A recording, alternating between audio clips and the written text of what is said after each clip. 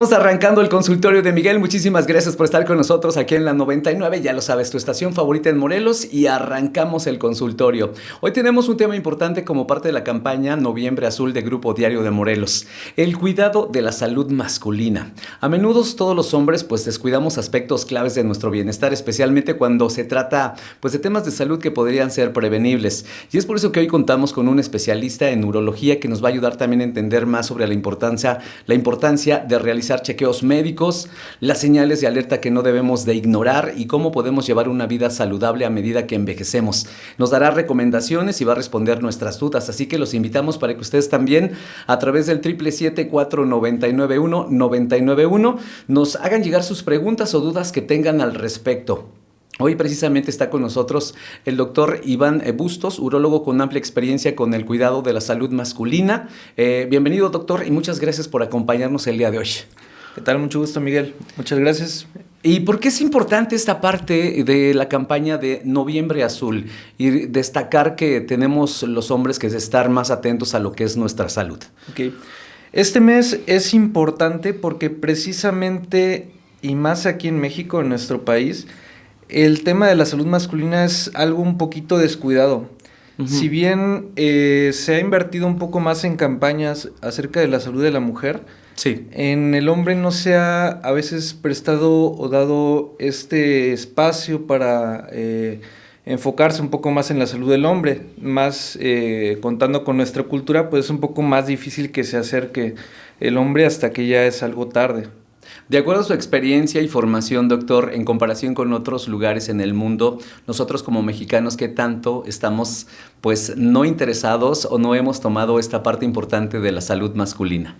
Pues justamente incluso en estadísticas, uh-huh, ya estudios realizados y comparando otros estudios, simplemente hablando del cáncer de próstata, por ejemplo, que es el cáncer más frecuente y con más mortalidad en México, en una etapa avanzada, en estudios en Europa, por ejemplo, se encuentra en un 6% solamente, okay, un cáncer avanzado ya metastásico, comparándose con México, que más o menos algunas estadísticas lanzan hasta el 30 o el 40% de los hombres ya en etapas metastásicas, y esto es precisamente por la falta de prevención.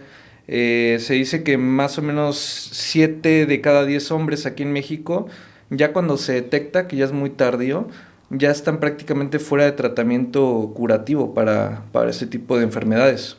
Este dato es duro: 7 de cada 10. O sea, es un alto porcentaje sin duda, ¿no? Sí, así es. ¿Y cuáles serían como los problemas de salud más comunes que afectan a los hombres? ¿Podemos decir a partir de los 40 o hay una edad en la que son más comunes actualmente?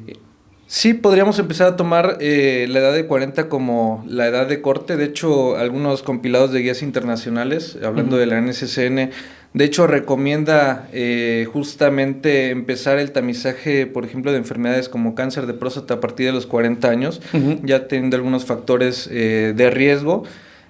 Siempre conocemos o siempre hemos escuchado de que al familiar de un amigo o incluso familiares dentro del círculo cercano, familiares, uh-huh, de primera línea, tienen problemas como justamente cáncer de próstata. Y eso es bien importante también porque muchas veces nos quedamos solamente con la palabra cáncer. No, que a mi papá le dio cáncer o a mi abuelito le dio cáncer. Y ya estando en la consulta preguntamos, oye, ¿y de qué fue el cáncer? No sé, pero fue cáncer.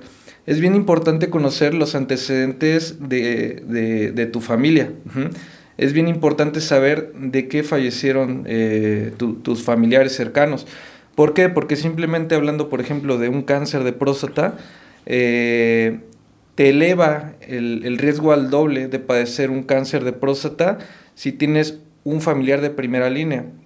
Y no hablemos de tener más de 2 o 3 familiares, porque eso puede elevar el riesgo a más de 5 o 10 veces la posibilidad de padecer una enfermedad de cáncer y que debes de asegurarte de diagnosticar a tiempo. Entonces, sí, considerando todos estos datos, uh-huh, pues sí sería bastante importante tener esto a tiempo. Igualmente, como decías, el cáncer no es el único problema. Claro. También la salud mental en el hombre es algo que está bastante descuidada. Y bueno, hablando de urología, ¿en qué se traduce o en qué podemos fijarnos? Temas de salud sexual. Ujú. El hombre por miedo, Vergüenza. por vergüenza, no se acerca al médico o no sabe con quién acudir. Es muy Claro. fácil buscar a veces en internet Ujú. medicamentos, alternativas. Híjoles, lo malo es que hay bastante charlatanería, pero nosotros somos justamente los médicos especialistas en esa parte en la que lo podemos ayudar. Y aparte, en tema de salud sexual, Ujú. la disfunción eréctil es el marcador más temprano, por ejemplo, para detectar una enfermedad cardiovascular. La microvasculatura del miembro genital masculino es ligeramente más estrecha que la vasculatura del corazón, las coronarias. Ujú. Entonces, ya está estudiado, ya está en artículos muy importantes a nivel internacional, que la disfunción eréctil es un marcador temprano para poder diagnosticar y prevenir alguna enfermedad cardiovascular en el paciente masculino. Actualmente, de acuerdo a estadísticas o datos que usted tenga, ¿a qué edad se está presentando, o la edad más temprana se presenta la disfunción eréctil? Pues ya está cambiando mucho esa edad. ¿Por qué? Por temas también culturales. Ujú. El que los hombres estén pues con esta cultura un poco machista de exigirse un poco más estos pues estándares un poco altos que a veces para mal pues consultando, digo, ya sabemos que en internet hay bastante información errónea, Sí. Ujú. pues pueden incluso confundirse disfunción eréctil con esos estándares a veces un poco altos. Es por eso que Ok. hay que consultar con el especialista para ver si realmente es un problema y ver en qué se puede ayudar. Pero sí, obviamente, generalmente entre mayor edad, digamos mayores de 40 años, ya empiezan, de hecho a partir de los 30 es que empieza Ok. a bajar. No hay disfunción eréctil, pero sí empieza a disminuir poco a poco el rendimiento sexual. Y si a Y esto mayor es edad, natural, ¿no? el rendimiento sí. Pero ya el tema de la disfunción eréctil, eso sí, a mayor edad, a mayor riesgo cardiovascular. La población mexicana que tiene una alta prevalencia de diabetes, de hipertensión, de dislipidemias, que es colesterol, triglicéridos elevados, sí es algo más, pues, más prevalente y que hay que estudiar y prevenir.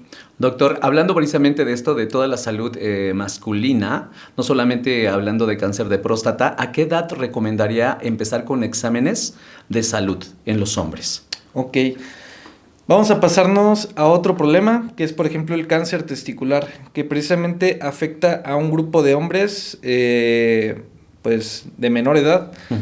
Ajá, el cáncer de testículo, por ejemplo, no es un cáncer que afecte a la población masculina adulta. Es un tipo de cáncer que va a afectar más a la población pues, adolescente, adultos jóvenes, desde los 15 a 35 años. Entonces, desde ahí podríamos decir que la salud masculina por parte pues, del paciente debería de llevarse a cabo. ¿Cómo? Justamente promoviendo la autoexploración, por ejemplo. El hecho de palparse una bolita, un bulto en la región genital, que aunque no duela, que aunque no ocasione síntomas, se le debe dar importancia. Ujú. Porque el cáncer testicular, si bien es un cáncer que no se presenta tanto como el cáncer de próstata, sí es un cáncer que es bastante, tiene buenas tasas de curación, Ok. siempre y cuando se detecte a tiempo. Puedes ahorrarle a un paciente meses de tratamiento, de los efectos secundarios de la quimioterapia, de efectos invasivos como alguna cirugía, siempre y cuando se diagnostique en etapas tempranas. Generalmente el retraso de este diagnóstico o de acudir al médico por pena, porque ya es como es en la zona genital, a veces los adolescentes, los hombres jóvenes no se acercan al médico, no lo comunican a los familiares, se lo guardan. Y eso es algo que desafortunadamente pues tenemos que cambiar.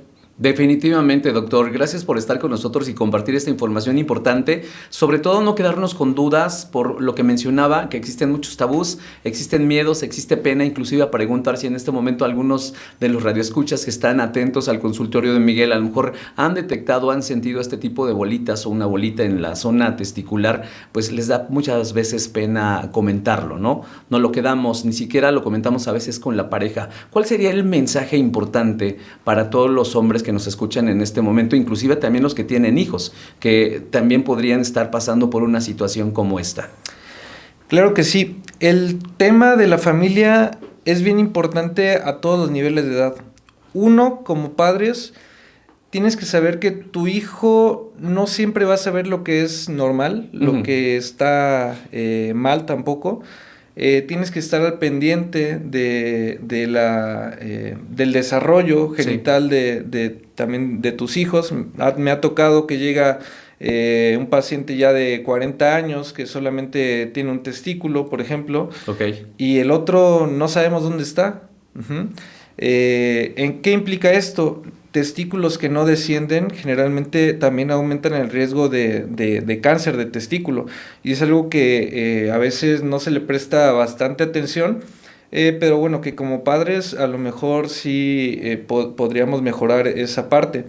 Igualmente como hijos, desgraciadamente el hombre mexicano aguanta bastante todo. Puede estar orinando muy mal, puede sangrar al orinar, puede estar pujando para orinar, puede levantarse por la noche de 5 a 10 veces y tal vez ellos no notan que está mal porque se normaliza toda esta cuestión de los síntomas. Pero uno como familia, como hijo, como hermano, pudiera estar en la misma casa y notar estas señales de alerta que tal vez el familiar no ve.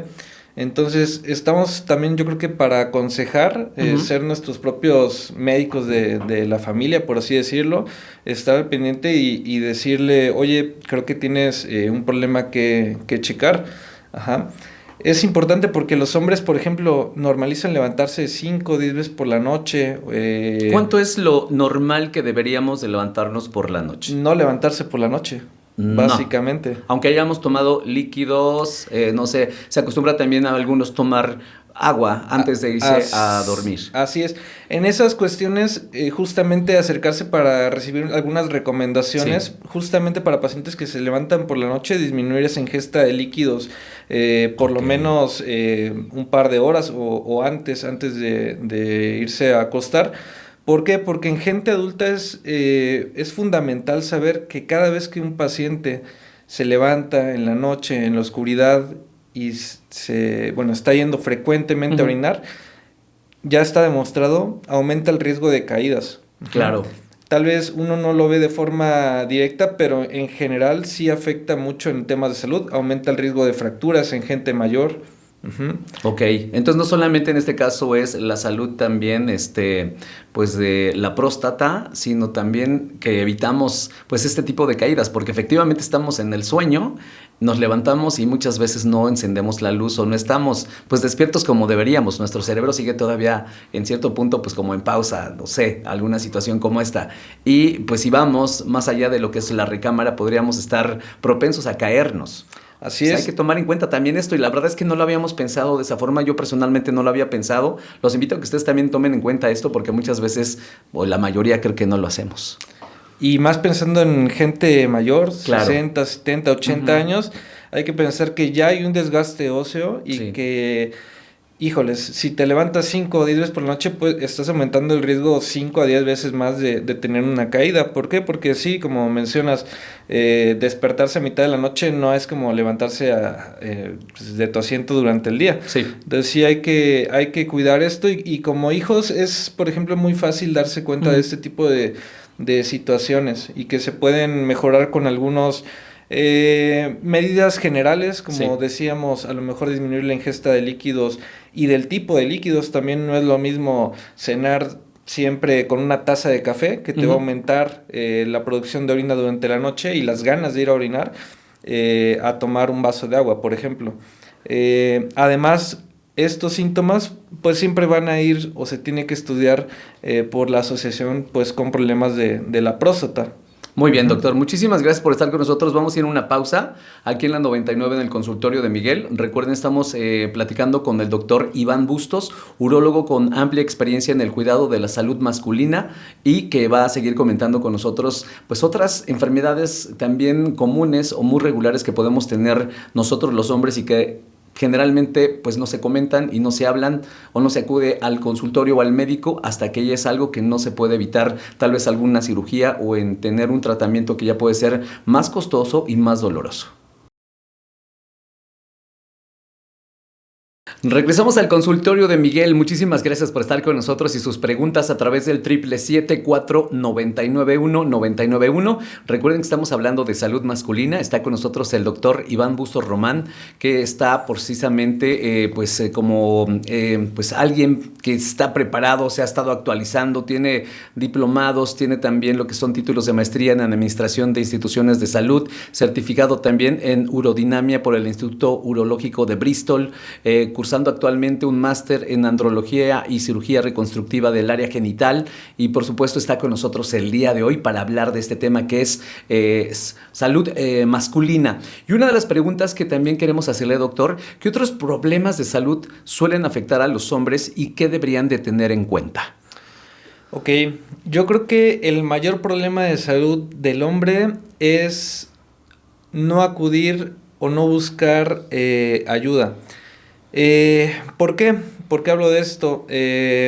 Solamente de salud mental, hablando específicamente, el hombre no se abre a platicar con amigos, con familia, ni siquiera con la esposa, con nadie acerca de la salud mental. Pensamos que es normal a lo mejor estar cansados todo el tiempo, tener angustia sin saber de qué específicamente, estar tristes, no tener a veces alguna meta, solamente actuar en automático durante todos los días hasta que algún día este círculo vicioso se acaba y puede acabar en un problema mayor. Entonces, simplemente el platicar acerca de esto, acudir con un profesional de la salud que te puede ayudar, es un tema y que se traduce justamente en que a veces ya es demasiado tarde cuando uno acude o cuando lo lleva algún familiar, porque al final el hombre puede decidir al final, y que es muy frecuente, que al final no va. Esto yo creo que es bastante importante. Y en términos de salud mental, justamente en cuanto a la urología, pues sí se traduce en disminución del rendimiento físico, sexual, problemas de pareja con la esposa, que se traduce también en problemas con familia, con amigos, en el trabajo. Sí hay que pensar que no solamente existe un factor ambiental que afecte la mente de una persona, sino también hay factores hormonales o bioquímicos, alguna falla que pudiera ser tratada. Aquí hablando de un manejo multidisciplinario, pues también valoración por un psicólogo, un psiquiatra, pero básicamente creo que y este mes se dedica mucho no solamente al cáncer de próstata o al cáncer de testículo, disfunción eréctil, sino más bien a concientizar al hombre de que la salud importa y que la prevención es clave y que no solamente debemos priorizar las cosas materiales, podemos invertir también en nuestra salud, que al final invertir en salud es la mejor inversión que puedes hacer, más que invertir pues en algún lujo, por ejemplo. Este es un tema cultural donde nosotros no tomamos en cuenta los síntomas, aguantamos dolores y vivimos con el dolor. Así es, sí, como decía, el hombre es muy aguantador. La verdad es que no es, bueno, diría que no es admirable porque no es cuestión de aguantar.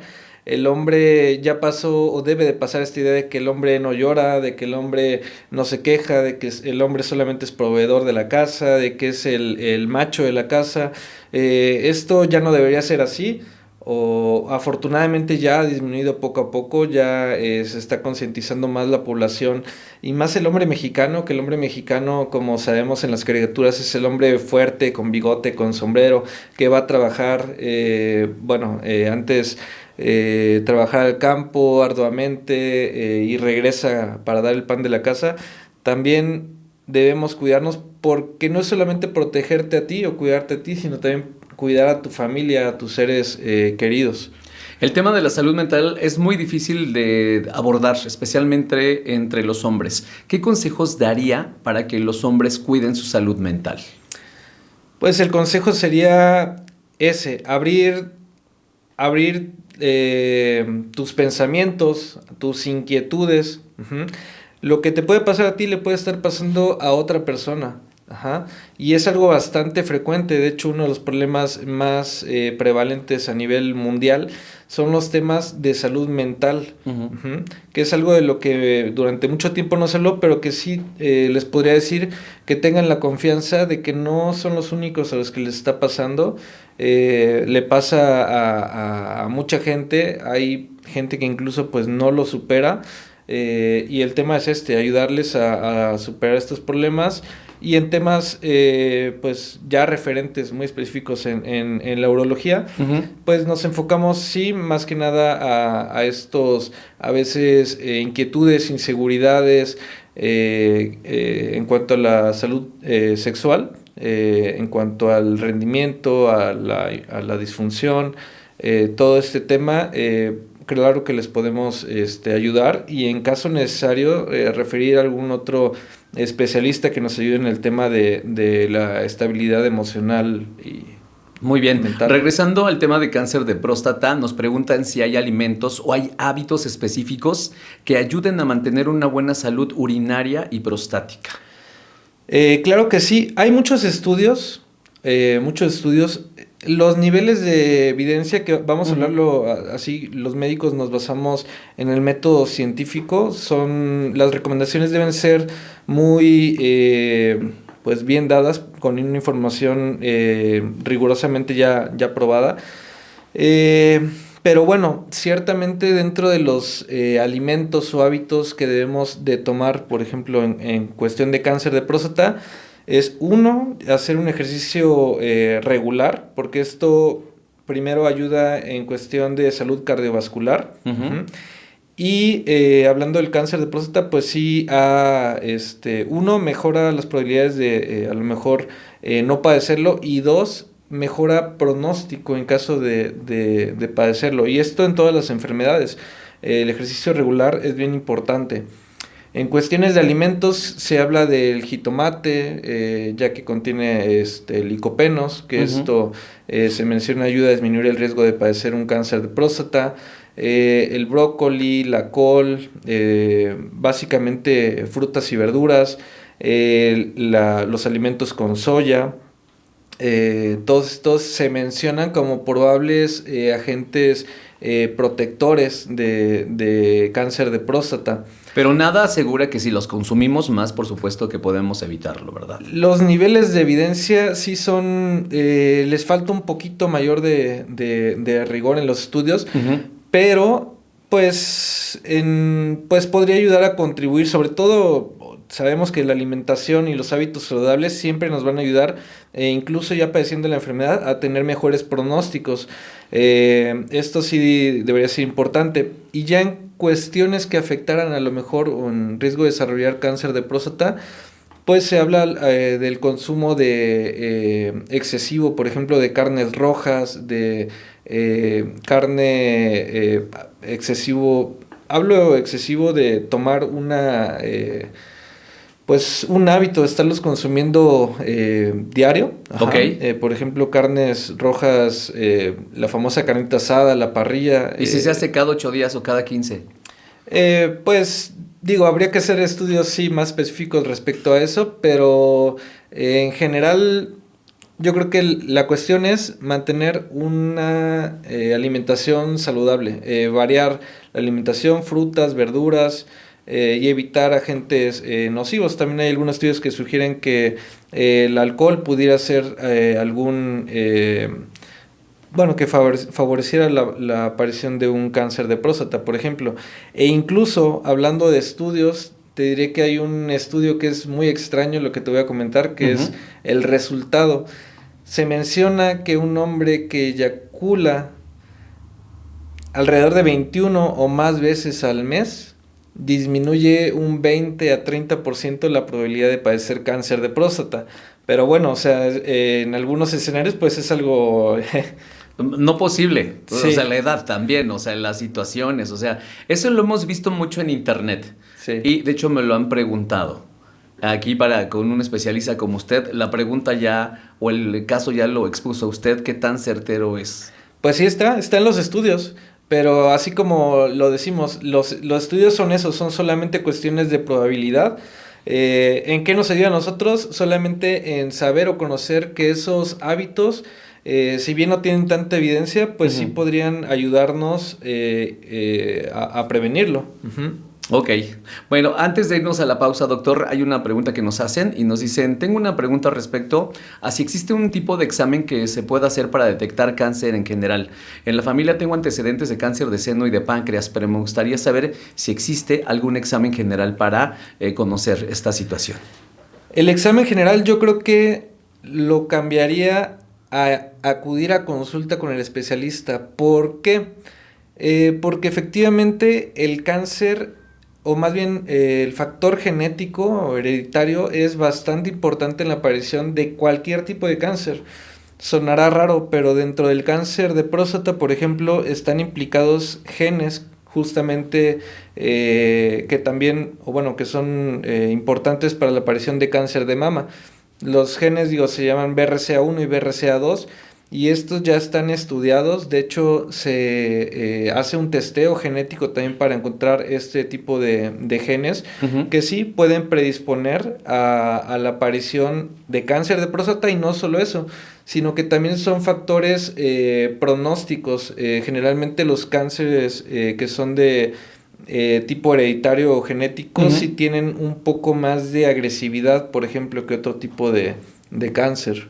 Muy bien, doctor, gracias por estar con nosotros. Vamos a ir a la segunda pausa y ya regresamos con el bloque final. Aquí en el consultorio de Miguel estamos platicando con el doctor Iván Bustos, urólogo con amplia experiencia en el cuidado de la salud masculina. Sigan haciendo llegar sus preguntas al 777-499-1991. Regresamos.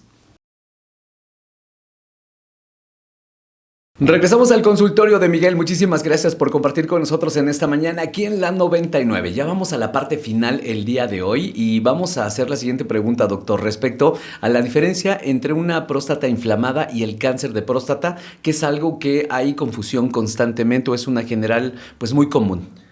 Bastante común. El hombre no diferencia, bueno, no sabe la diferencia más bien justamente entre crecimiento prostático benigno y cáncer de próstata. Por ejemplo, los pacientes es justamente también por esto que llegan muy tarde en cuestiones de diagnóstico de cáncer de próstata. El cáncer de próstata no tiene síntomas. Ajá. El cáncer de próstata no tiene síntomas en etapas iniciales. No sienten problemas para orinar, no hacen esfuerzo, no pujan, el chorro es fuerte. Todo está bien aparentemente y es por eso que el hombre no se acerca. ¿Cuándo se acerca? Cuando ya es una enfermedad que no es tratable. Ujú. Pacientes con cáncer de próstata se sorprenderán, pero a lo mejor orinar no es el problema. El problema por el que acuden es por dolor en los huesos, por problemas ya para caminar, por sensaciones extrañas en las extremidades inferiores. Y esto es por problemas que aquejan ya la columna, porque un sitio predilecto para el cáncer de próstata, ya en etapas avanzadas, es irse a los huesos, a la columna. Y es por eso que un cáncer de próstata, les diré, no hay que confiarse. El diagnóstico no va por ahí de los síntomas. Es prevención, es tamizaje, es acudir para valoración por un especialista, tomar laboratorios que ya están probados que diagnostican este problema y evitar que ya sea algo tardío, darle una opción al médico para tratarlo.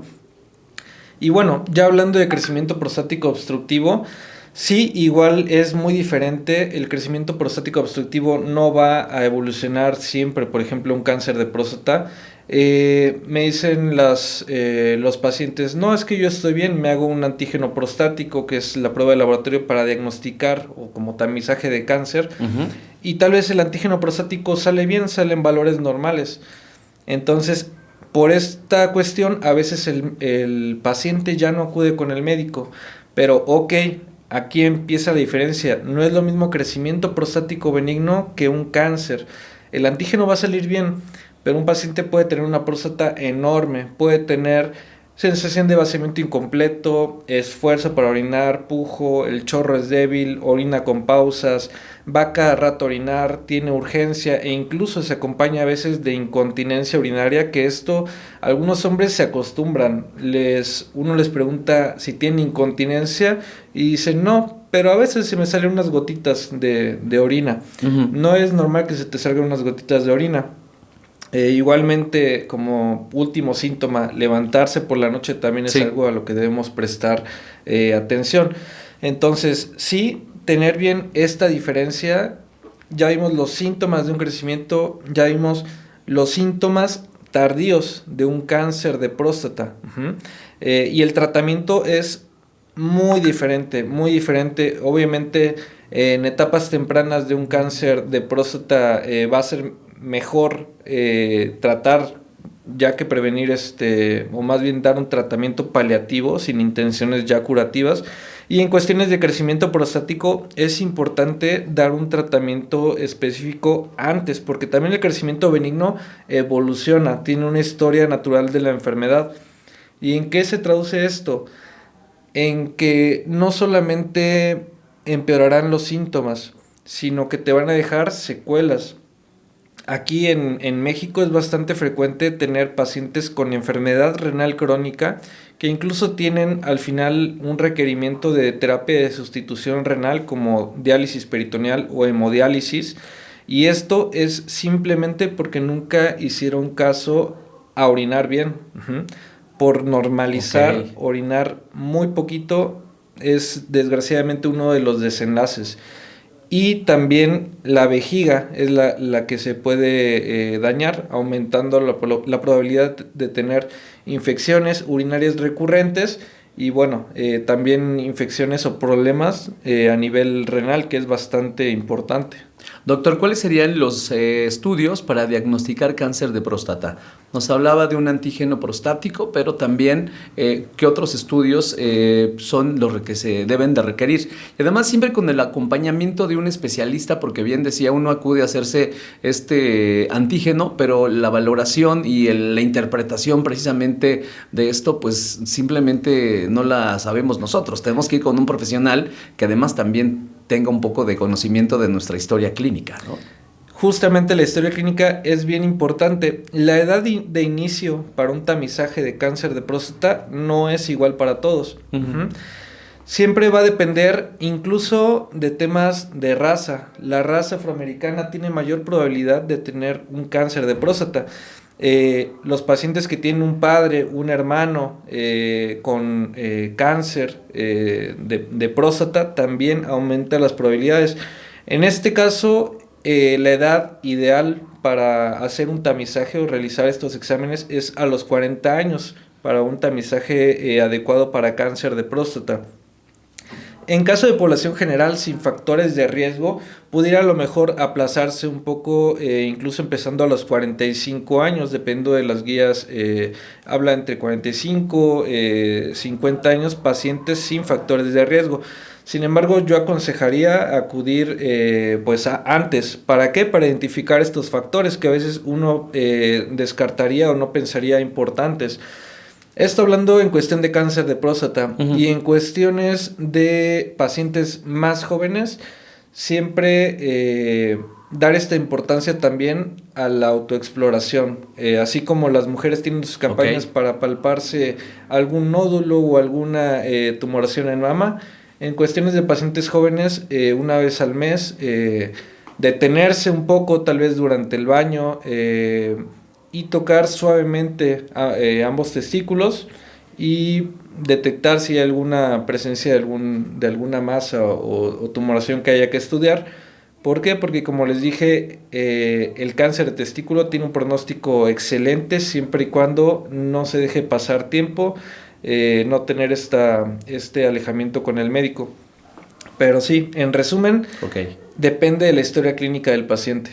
Doctor, ya casi para despedirnos, me gustaría que nos compartiera si existen o cuáles son estos mitos más comunes en torno a la salud masculina. Ok, en cuanto a los mitos, recalcar primero esto de los síntomas. Para un cáncer no hay que tener síntomas, ¿sale? Un cáncer curable. O sea, si hablamos de un cáncer ya metastásico o avanzado, ok, podemos esperar a que el paciente presente algún síntoma. Pero no necesariamente tenemos que esperar a esto. Ya están en las guías normadas que debemos de acudir a partir de los 40 años si tenemos algún factor de riesgo para cáncer de próstata, por ejemplo, 45 años si es que no tenemos factores, y el paciente joven también requiere esta atención. Y ahora, sí es bien importante esto de la diferencia del cáncer con crecimiento prostático benigno. Y la otra es no automedicarse. Es bien frecuente que, por recomendaciones, a lo mejor de una persona que no esté preparado, tenga una especialidad en esto, optar por tratamientos o opciones alternativas. Que si bien no podemos prohibirlas nosotros, claro que cada quien tiene el derecho de tomar el tratamiento que guste, no es una actitud paternalista del médico, pero sí es importante no dejar de lado la parte que ya tiene la evidencia de cuándo diagnosticar o tratar una enfermedad. Porque si uno solamente se va por el tratamiento que dio la comadre o que vio en la tele, porque también en la tele a veces hay algunos productos milagro que sí justamente luego van a la consulta y nos preguntan, no sabemos nada de ellos. ¿Por qué? Porque no hay nada publicado ni hay evidencia de ellos. Claro. Pero este tipo de situaciones lo que causan, aparte de desinformación, es que el paciente no acuda de forma temprana al médico. Claro. Y en lugar de diagnosticar y poder tratar el problema en etapas iniciales, pues desgraciadamente entorpecen nuestro trabajo y pudiera llevarnos a lo mejor a un peor desenlace o a una enfermedad que ya no tiene un tratamiento curativo para el paciente. Tenemos muchas preguntas, pero ya nos va tiempo de compartir todas al aire, doctor, pero nos dice alguien, dejamos la última. Yo desde pequeño me he parado a orinar durante la noche. Tengo 50 años, no soy diabético. Cuando me hicieron mi antígeno prostático me comentaron que mi vejiga no se vacía por completo. Ok, creo que justamente este es un caso donde se mezclan diferentes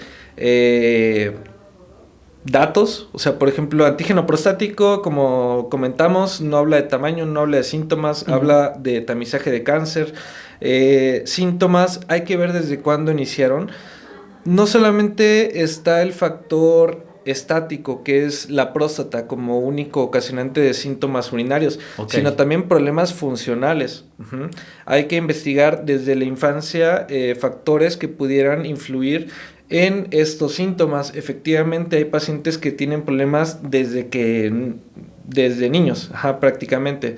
¿Por qué? Porque hay problemas funcionales de la propia vejiga que no tienen nada que ver con la próstata. Hay pacientes que no vacían la vejiga, por ejemplo, en etapas adultas, y lo primero que piensas es la próstata, pero sorpresa, la próstata está de tamaño normal, y ese no es el problema. Hay que investigar comorbilidades, diabetes, hipertensión, incluso problemas de columna. Eso es algo que tampoco uno asociaría mucho. Sí, de hecho no lo habíamos tocado en el consultorio, este tema que nos comparte.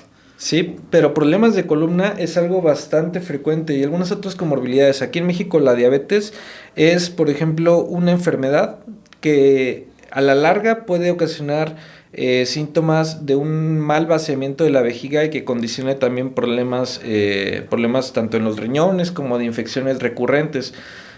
También hay un grupo especial de pacientes, los pacientes que tienen enfermedades neurológicas, enfermedad de Parkinson, evento vascular cerebral, Alzheimer, esclerosis múltiple, diferentes enfermedades neurológicas que también, sin necesidad de tener crecida la próstata, van a dar síntomas urinarios.